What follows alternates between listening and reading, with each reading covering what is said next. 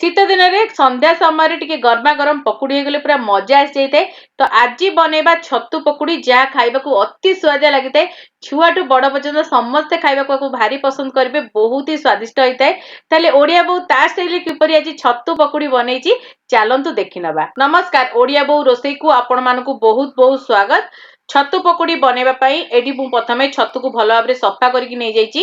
सेतिरे देइछि मु स्लाइस कटा हितबा पियाज, तापरे आमे देइ देबा धनिया पत्र, तापरे आमे देइ देबा भुसंग पत्र, तापरे अदा रसुण कंचा लंका को मेडी छेचिक नेथिली तो बढ़िया फ्लेवर पई एडी देइ देबा। तापरे भलो कलर पई एडी मु हळदी गुंड देइ दउछि। आउ टिके बढ़िया रेड कलर आनिया पई एडी मु काश्मीरी लंका गुंडर व्यवहार करछि। आपण चाइले नॉर्मल लंका गुंड भी एठी देइ परिबे। तापरे एडी मु स्वाद अनुसार लूण देइ दीछि। तो मिसेइ देबा।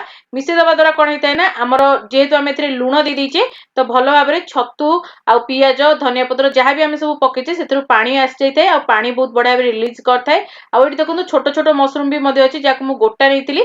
आपण बड़ मशरूम थिले काटिकी भी मध्ये नै परिबे। एठी मिसेइ कि नेइछि। तो सब जिंस को मिसेइ सला पर 10 मिनिट रु 15 मिनिट आपण रखि दियंतु, जा द्वारा कि पानी बहुत बढ़िया रिलीज हे जिवो। 10 मिनिट परे एठी बहुत बढ़िया भाबरे पानी रिलीज हे जाइछि छतुरु।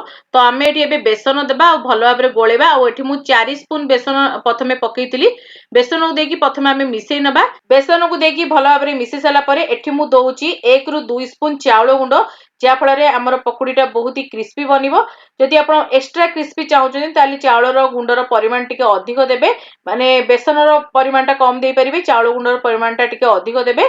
तो एडी मु चाउळ गुंड देकी भलो भाबरे सब जिंस को मिसेइ नेबी। एडी देखंतु सब जिंस को मु भलो भाबरे मिसेइ नेइछि। आ सेपटे मु तेल कड़े को मध्ये गरम कर देइतिली आ मीडियम फ्लेम रे गरम करथिली।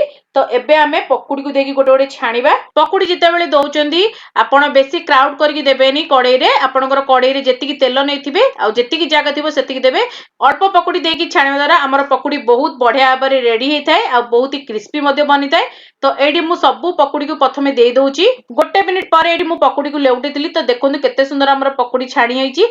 आ गोटे मिनिट परे ही लेउटेबे, नले तो आपणकर कड़ाई रे लागि जिबार चांस रहइबो। 2 रु 4 मिनिट भलो भाबरे पकुड़ी को फ्राई करनियंतु। तो आपणक पकुड़ी रेडी हे जिवो। तो एडी देखंतु केते सुंदर हमर पकुड़ी रेडी हे जाइछि। तो एबे आमे आकु काढी नबा। तापरे बळी जायथिबा बैटर को देकी आमे पुणी तारे सेकंड बैच रे जेतिकी पकुड़ी हबो ताकू मध्ये आमे छाणी नबा। एडी देखंतु सेकंड बैच रे पकुड़ी भी मध्ये हमर रेडी हे। तो एबे आमे आकु काढी नबा। तापरे एडी मु दुईटी लंका को मध्ये फ्राई कर नउछि। आ एई छतु पकुड़ी सहित एमति लंका फ्राई खाइबा को बहुत ही भल लागिताय। तो लंका को मध्ये दुईटी फ्राई कर नियंतु। एडी देखंतु केते सुंदर हमर छतु पकुड़ी रेडी हे जाइछि। तो छतु पकुड़ी सहित खाइबा पई म एडी टमाटो सॉस आ धनिया रो पुदीना रो चटनी बनेइतिली, जाकी आ सहित खाइबा को बहुत भल लागिताय। तो आपण आ सहित कंचा पियाज मध्ये देकी खाइ परिबे, बहुत ही टेस्टी लागिताय। आ एई शीत दिने एई गरमा गरम छतु पकुड़ी को बनांतु, निजे खांतु, निज परिवार को खुआंतु, बहुत ही पसंद आसीबो समस्त को। आ आपण माने मो वीडियो को को जगह देखुचनी निहाती भाबे कमेंट सेक्शन रे लिखिबे, मते बहुत ही भल लागिबो।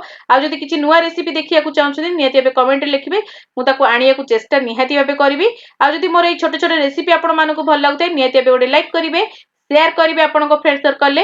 चैनल ले नुवा थिले सब्सक्राइब करिया को भूलिबेनी, साइड रे बेल आइकन को प्रेस करिवे। ता द्वारा आपण माने मोर एमती भलो भलो वीडियो रो नोटिफिकेशन प्रथमे पाई परिबे। हमर इंस्टाग्राम पेज फेसबुक पेज को निहाती भाबे फॉलो करनियंतु। सेठी मध्ये मु बहुत ही बढ़िया बढ़िया पोस्ट करथे आपण मानो पई।